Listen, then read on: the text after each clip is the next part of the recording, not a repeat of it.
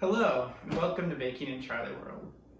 Today we're going to be making pizza dough, and you can alternate any type of toppings. I'll show you a couple examples at the end, but I actually think there's something really special about homemade pizza dough. It's so much better than the dough you would buy in the store or the frozen pizza crusts that you might buy and heat up, So there's no preservatives in this. You can make it from scratch and it really tastes delicious. So for our mise en place, or how we get prepared, we've got a couple of ingredients here.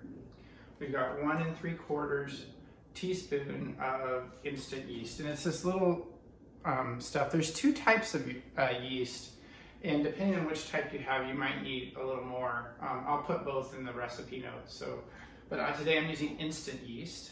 And you'll need 1 cup of water. You'll need a 1.5 teaspoons of salt. You will need 3 tablespoons of olive oil. You will need a dough hook for your mixer attachment. If you don't have a dough hook, you could probably use a paddle, or you can also knead it by hand the old-fashioned way, but if you're going to use a mixer, I definitely try to use a dough hook. You'll need your mixing bowl. We've got 3.5 ounces of all-purpose flour, or if you have bread flour, that would actually be better. I didn't have bread flour today, so I'm using all-purpose. Then for the finishing, you'll need another tablespoon of oil that you want to brush on the dough. And then to layer the dough at the bottom so it doesn't stick, you'll need a little bit of about a tablespoon of cornmeal, or Semolina if you have the fancy kind. So to start, we're going to need to get some water that's hot. So yeast likes hot water, and you want your bigger bowl to do this in so that it has air to aerate. So I'm going to get some really, really hot water.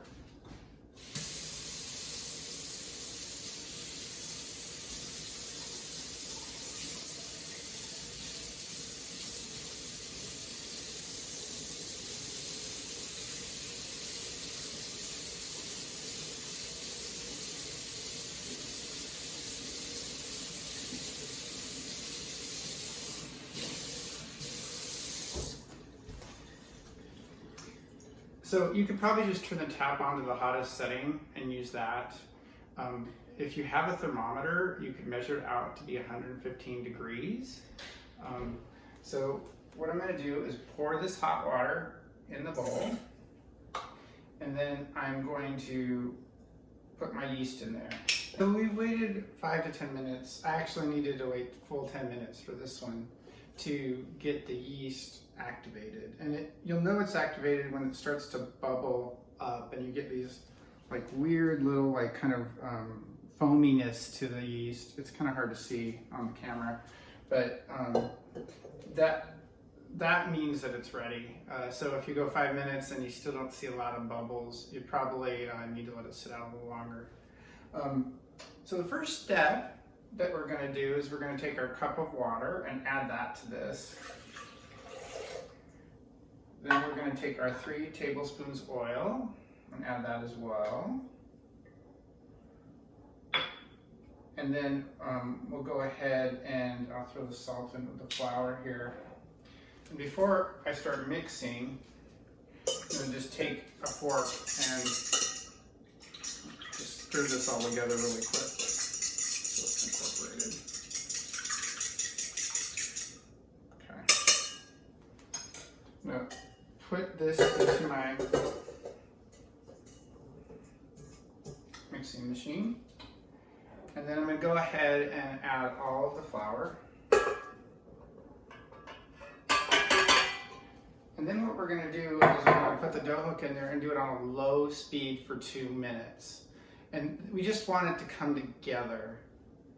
And then after that, we will be doing a 20-minute rise. So you'll rise it. So we've done this for about 2 minutes, and I'm going to pull this guy off here.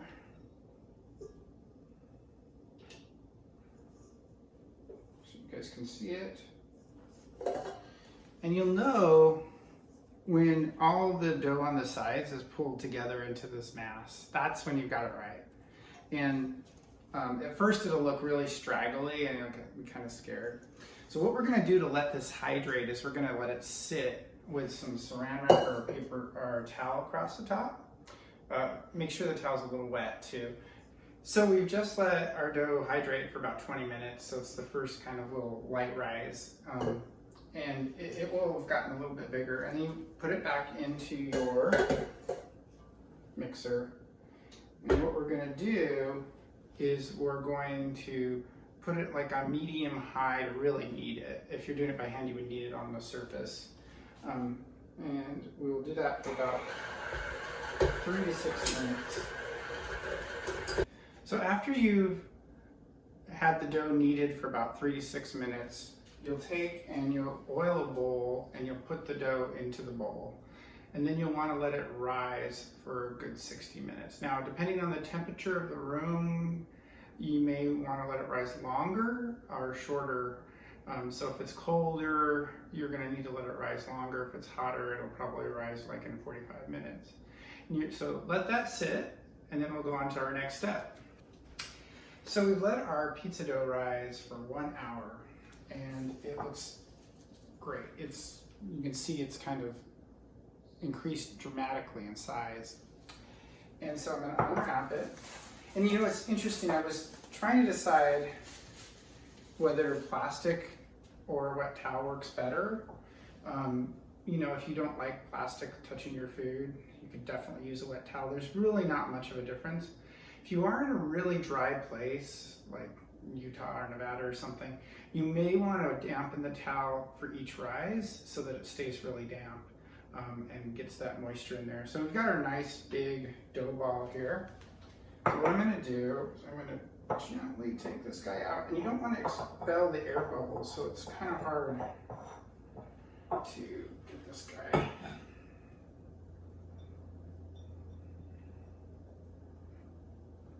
And then I put this on a lightly floured surface, and this will make 4 pizza doughs, and I'm going to put a little flour on the top here as well. So what I want to do first thing is divide this into 4. These pastry cutters work great.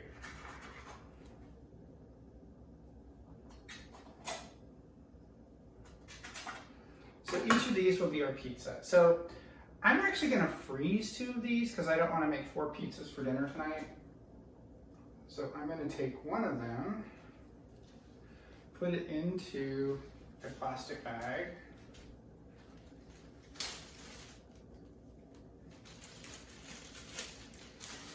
and then I'll put that in my freezer. And then I have pizza dough anytime in the next few weeks. What you want to do is the day, like 24 hours before you're going to make your pizza, you want to pull it out of the freezer and let it come to the defrost in the refrigerator. So I'll do that for 2 of these.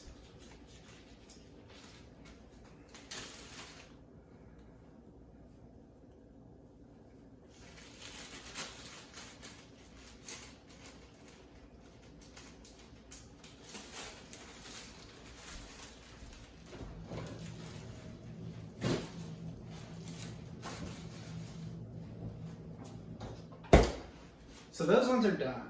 So that's great. So I've got 2 left here to figure out. So there's a couple ways you can do this. First of all, though, I'm going to go ahead and preset my oven to 500 degrees. If you're using a stone pizza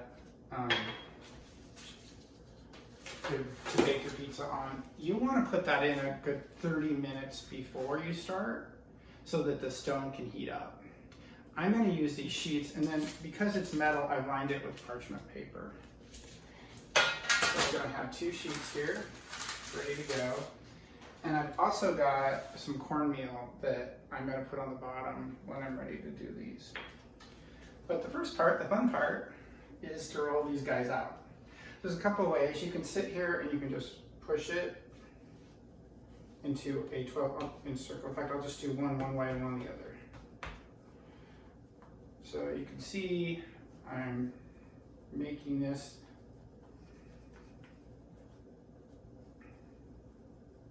Now I'm not going to toss the pizza. That is crazy. I'm just pushing it out.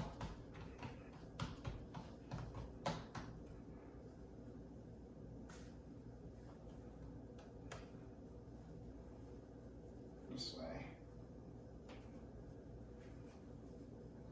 You'll see I take the edges and I kind of do this little trick thing where I pull and rotate.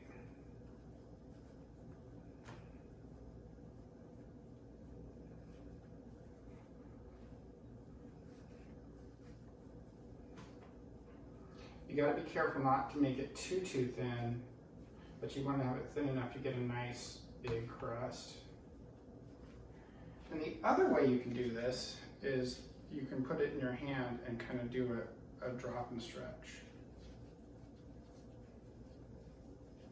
This is a really easy way to make it look good and it's stretching out. So now that we've rolled out our pizza doughs, we've got them both here ready, but I've also got our toppings. So one of our pizzas is going to be black olives, some fresh herbs, and pepperoni. And then the traditional margarita pizza, basil, I'm going to throw in a few other herbs, tomatoes, mozzarella. And then I've got some tomato sauce ready, about 1/4 cup per pizza. And then I've got some oil ready for after it's done baking. We'll go ahead and brush just the edges of the crust with oil. That's a little trick to make the crust look really pretty. So let's go ahead and make our pizzas. So step one is I'm going to put the sauce on the dough.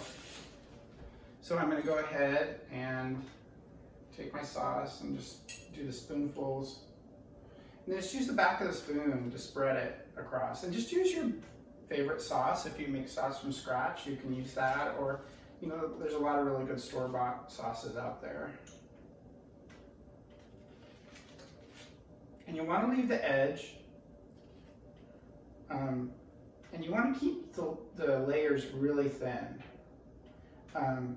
It'll cook better and it'll taste better if you do that.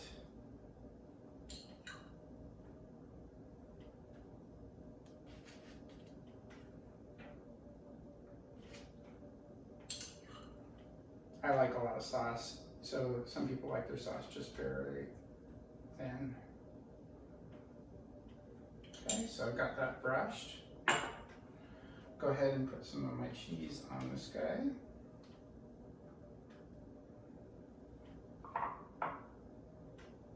This is just mozzarella with this one that's shredded. You can buy the prepackaged shredded ones or grate them yourself. You can play around with the cheeses and see what you like.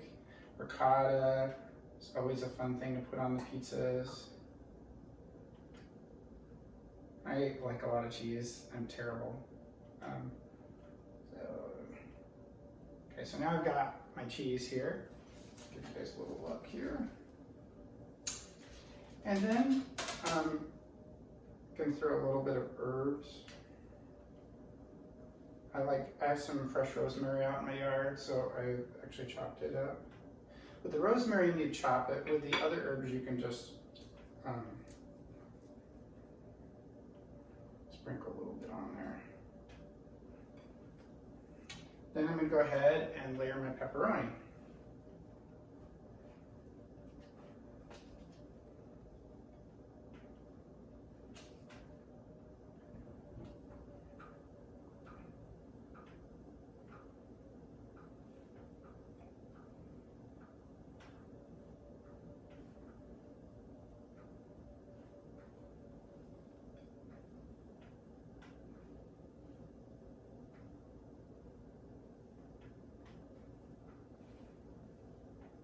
If you got some extra, here to each some. And then black olives. This is just something I really enjoy. I love the black olives with pepperoni.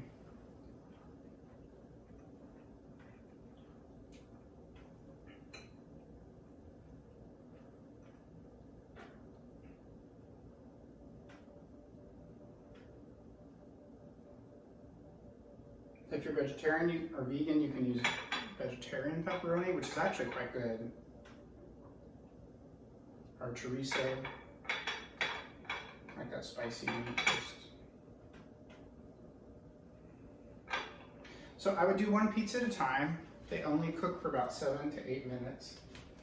And so we've got our pizza done here. I'm gonna go ahead and put her in the oven. It's very hot. And bake this guy for 8 minutes.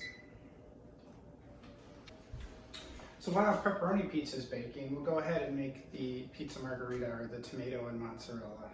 So I've sliced a bunch of tomatoes here, and I'm kind of going to layer these like this across the pizza.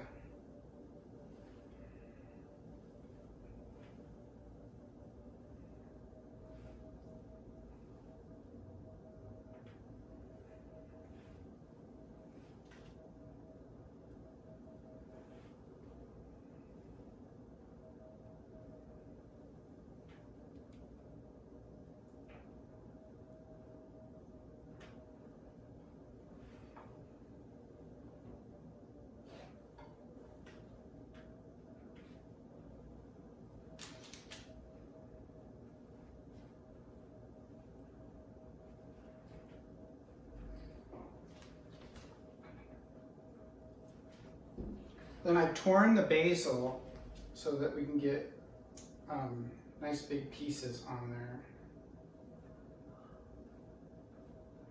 Some people don't believe in chopping the basil. I actually kind of agree with that. I feel like it's a good way is just to tear it.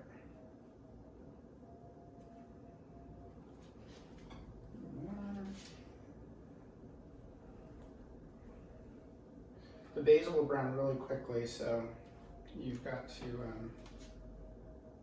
be ready. I'm going to go ahead and sprinkle a little of this shredded mozzarella over the top too.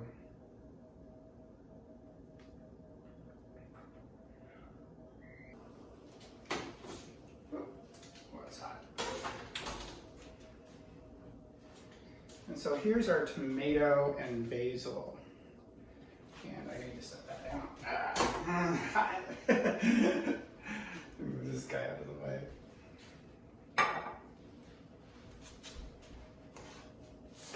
Go ahead and turn my oven on.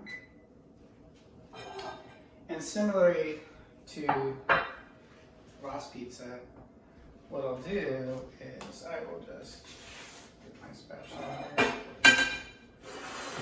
slide it over. Take my herbs.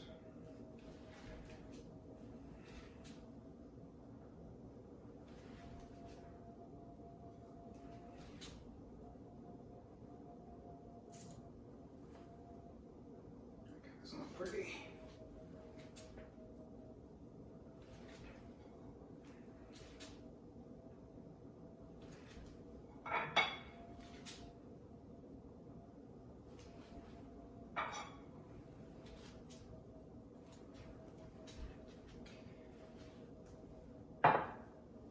More right there. So there we have our margherita pizza ready to be photographed. And this guy, I hadn't had a chance yet because he just came out of the oven to brush my crust on the edge. So I'm going to go ahead and do that.